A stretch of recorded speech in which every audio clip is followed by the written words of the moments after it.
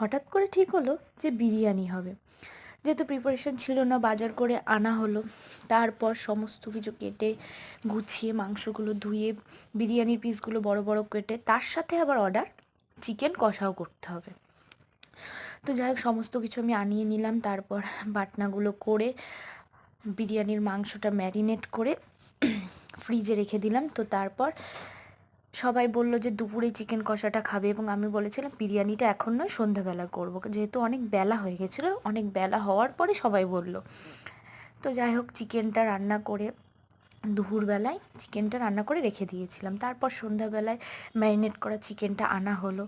তারপর রাইসটা boil toil করে রাইসে একটু হালকা কালার মিশিয়ে দিলাম আমুল দুধের সাথে গুলিয়ে। তো তারপর সমস্ত কিছু ভেজে রেডি করে তারপর বিরিয়ানির হাঁড়িতে মশলা গ্রেভিটা দিয়ে তারপর রাইসগুলো দিয়ে আমাদের বিরিয়ানি রেডি।